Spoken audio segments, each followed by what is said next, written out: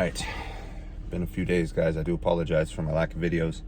Been trying to work away at the new job and get the bills paid, and that's just how it goes. Hopefully there's enough videos on the channel to keep y'all busy, because I definitely threw down while I could. So anyhow,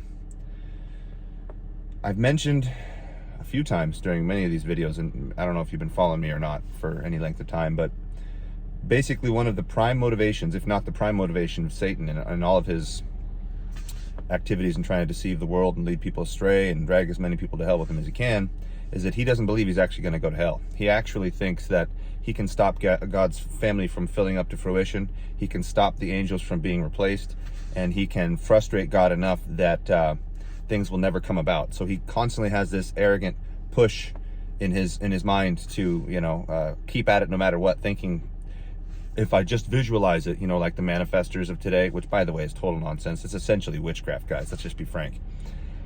He keeps it in his mind that if he just keeps pushing, he will somehow come to his level of success. It's pure insanity, and it's utter nonsense, and we see it all throughout the world here. People might think they have success for a little while, but God always knows the end of these things, so there's really no way to fight him. What I wanted to address specifically, though, was the fact that, and I've mentioned this as well, if we are growing, we are being tested. Even if we have come to an advanced place and we're somehow in our ministry and, we're helping others and we're telling the truth, spreading the word one way or the other. Not everybody's an evangelist, not everybody's a teacher, not everybody's a pastor, counselor. But if you keep pushing and you keep digging, you're going to be living out James 1:2-15. You're going to be living out 1 Peter 1:6-7. In fact, I want to read that real quick, because there's a little bit in here. There's a lot to this, so I want to specifically address the testing and the self-proofs that we can see whether or not we're actually on the right path and growth. But there are many other things in here that I could address that I will have to skip over, so forgive me, there's a lot here. 1 James 2, we'll start there. Consider it pure joy, my brothers, that whenever you face trial of many kinds, because you know that the testing of your faith develops perseverance. Perseverance must finish its work so that you may be mature and complete, not lacking anything. And this, of course, this is a completion in this sinful body. Obviously, he's not talking about being perfectly sinless, although the end result is just that. But while we're here in this life and we're being gifted by the Spirit and sent out to do our job to find the rest of the lost sheep, the ones that will believe, there is a certain level of completion that is supposed to be attained to. And it's not because of us. It's because we accept the Spirit's basically pre-made steps for us throughout life. But it does, as you can see, require testing. If any of you lacks wisdom, he should ask God, who gives generously to all without finding fault, and it will be given to him. But when he asks, he must believe and not doubt, because he who doubts is like the wave of the sea, blown and tossed by the wind. That man should not think he will receive anything from the Lord. He is a double-minded man, unstable in all he does. Part of the reason why we're supposed to be walking with the Spirit and in the Spirit is because he's giving us the things that we should want. He's giving us the direct path to that ministry. The issue is, if we've come to a place where we know we're supposed to be taking our next steps, but perhaps Satan is in our way or ourself is in our way, our command here is to pray, and it is to believe that it's to happen. But this does require consistent diligence in the Spirit, walking, being tested constantly having barbs and arrows thrown at you. That's the truth, guys. The brother in humble circumstances ought to take pride in his high position, basically pointing out that the person who is not necessarily rich according to the world standards is more likely to be rich according to the eternal standard. Look at Smyrna. I know your poverty, but you are rich. So we are not commanded to have a high position in life if it's not necessary. In other words, we're not ever commanded to go after riches. That being said, the one who is rich should take pride in his low position, because he will pass away like a wildflower. Lydia was a great example. Acts 16. She was one of the few people that were marked out as being incredibly rich, that was able to maintain her faith faithfully and consistently, so much so that she's named in Scripture, and yet still have a high position of income. Don't think that woman didn't go through tons of testing. A lot of people today that I've heard anyway like to point out that people like her are a good example that God wants us all to materially succeed, but the whole prosperity gospel is sheer nonsense, and let's just be frank about that. I haven't addressed it directly, I think, because it's so on its face ridiculous, but there are times when we will sit around and question why we don't have a ton of material means. And the truth of the matter is, just like Smyrna, they got the highest of praise. They actually had, I believe, zero, even remotely negative. Like even Philadelphia was pointed to having a little power. Like they were, it's not that they were slighted or spoken negatively of, but I believe Smyrna got top awards for a reason. And they were poor and they were destitute. They were treated horribly. So we should keep that in mind. Blessed is the man who perseveres under trial, because when he, this is verse 12, because when he has stood the test, he will receive the crown of life God has promised to those who love him. When tempted, no one should say, God is tempting me, for God cannot be tempted by evil, nor does he tempt anyone. But each one is tempted when, by his own evil desire, he is dragged away and enticed. Then after desire has conceived, it gives birth to sin, and sin, when full grown, gives birth to death. That is something we are to avoid. Whether it's the sin unto death or the actual death of faith, both situations are absolutely horrible. Obviously, it is still better to maintain your faith all the way to the end, but you're a terrible witness if you're bringing down your brothers and sisters, much like the man in 1 Corinthians 5:5 or 5:15, who, horrible situation there. 1 Peter 1:6-7, in this you greatly rejoice, though now for a little while you may have had to suffer grief in all kinds of trials. These have come so that your faith, of greater worth than gold, which perishes, even though refined by fire, may be proved genuine and may result in praise, glory, and honor when Jesus Christ is revealed. It is guaranteed that we will be tested. I've noted this. I actually have a video that says if you are choosing to grow, you are guaranteed to be tested. The inverse of this, which I don't think I spoke of too much, is what we have today. The entire era of Laodicea, which we are, let's make no question about that. That being said, our era is the culmination. And I'm going to speak a lot about the seven churches because that's just the time we're in, guys. We are the ultimate culmination of all of the bad things of all of the bad churches. Thyatira, Sardis, Pergamum. We have the infiltration. We have the excuse making. We have the relativism where we go off and live like the world.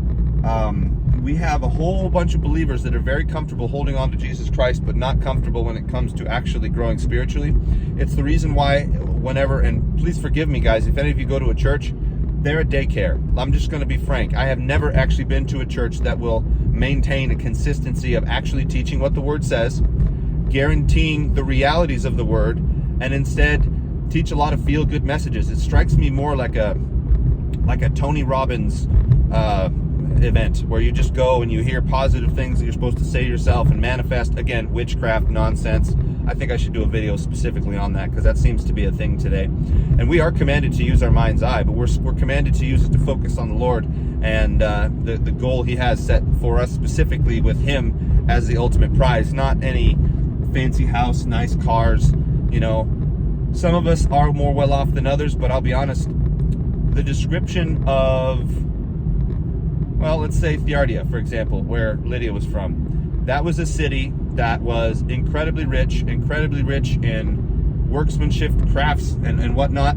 But when you compare it to the city of Laodicea, the former ancient city, Laodicea was so rich that when it had a massive earthquake, I can't remember the exact year, it was so rich that when Rome offered to help pay for its rebuilding, the people were like, nah, we got this. They had so much money and so much capability that they had no issue just shelling out to have it all rebuilt and all the slave labor they could handle and all the things. And the reason why they were upbraided, and our generation as a dual-ended prophecy, because it was talking about that church absolutely, but it is absolutely talking about our time as well. We're guilty. We're guilty of sitting around in our excess luxuries. We're guilty of sitting around making friends with the world. We're guilty of not accepting the trials and tribulations. That's part of the reason, guys, why I believe it's actually better for you to go off in the wilderness, basically stay away from all of these nonsense churches that teach emotionality and ridiculous behavior instead of actual humble learning in the Word, right? They teach you that holding hands, being emotional is a thing, but like Sardis, they appear to be alive because of all the hooting and hollering and all the music and the pretty scenery and, you know, the fancy guitars and whatnot, but they truly are dead. They have no real works. All they have is a YMCA-like social club for adults and children too, but primarily adults. It's an emotional daycare. What we are, guys, is we're surrounded by people that refuse to grow up. If you've ever wondered why it's so hard to not want to go after that big fancy job or that gigantic promotion or whatever, it's because you've been taught your entire life that if Jesus loves you, he's going to hand you a bunch of money. But the truth of the matter is, and I'm living this dream, and I know there's those of you that are watching this that are as well, the moment you decide to actually do the right thing, the moment you speak up, even if it's scantly about him. You know, I had a maybe you're gonna watch this, Corey, but I had a run-in with a peer of mine recently, at my new job, where I informed him of what's coming, and quite honestly, in the back of my mind, it's not that I heard it from the Spirit, but the whole time I was saying, I'm like, well, there goes this job. You know, it's like you guys have to be willing to throw it all down, and the majority of people are not. They are willing to go along. I can't tell you guys how many times I've been in situations where I know very, very early on that I'm not going to be able to last somewhere very long, even if they call themselves Christian. I've actually had a harder time keeping jobs at Christian establishments, so-called businesses ran by so-called Christians, than I have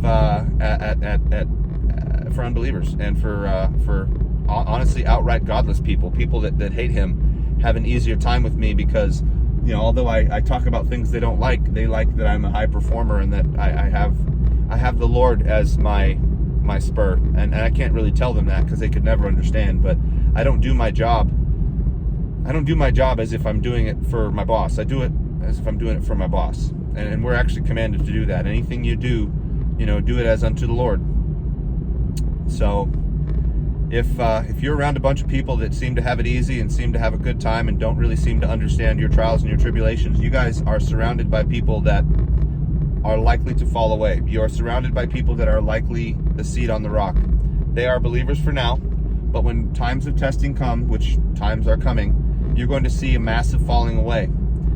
And we have to be ready for that, and we have to be sober-minded about that. That's, again, the biggest reason why I made this channel. It's not that I don't think that there's, you know, room for becoming emotional, like when we sin and when we err and when we curse and when we do all these things. But there also is I just made a video about this too, about the sobriety of mind, spirit. We are to be realistic about things. We are not to sit around and get blown by every wave that comes our way, thinking that God is hating us. Again, don't think that God is testing you. He's not tempting you. He is allowing you to be tested to prove the worth of your faith. And maybe now is the time to, like I said, speak up. Because one way that you'll know whether or not you're among brothers is if you actually start saying and doing the hard things of the word. You will find out quite quickly that you are not among friends, unfortunately. You're among fair weather friends. But those guys aren't going to stick around when times get tough. Anyway, if you are surrounded by people like this, or if you yourself are not being tested and you've just so happened to stumble across this video, guys, you need to open up the word. You need to dig deep. I've tried really hard to put up some really deep things on this channel, again, to challenge you and to help you grow. Maybe that's what you need. Maybe there's another teacher out there, maybe at ichthus.com, ICHTHYS.com. That is the most amazingly blessed website I have ever seen regarding the pure truth of the word. Not that he's perfect, but man, if you think I'm anything at all, if you think I've been able to teach you guys, if you think I have a consistency in my theology, it's because I learned it from my teacher, but he learned it from the Spirit. So give it a chance. It might be worth it. It might be time to really put your foot down and grow. This is how you know if you're on track or not, if you are growing or not. And I've been doing this for a while. I've been at it for a long time. I can't say that I'm anything like the apostles or anything like, you know, any of the big names in the Bible at all, but I do know that I've been going at it for a long time, and I'm still tested, and I still have to keep pushing, just like you. And if you're around people that don't ever seem to be pushed or tested, bad scene, bad time, bad sign. And you need to speak up. You need to say something. You need to do something. Anyway, guys, this was kind of a ramble, but I love you. Thank you for watching. Comment down below, share, subscribe, all the YouTube things, because they hate us. Trying to be coherent. It's been so many days that I feel like there wasn't much of a string of thought here, but there's always nuggets to mine out of truly speaking from the Spirit. So I hope that's what this was for you guys. Talk to you soon.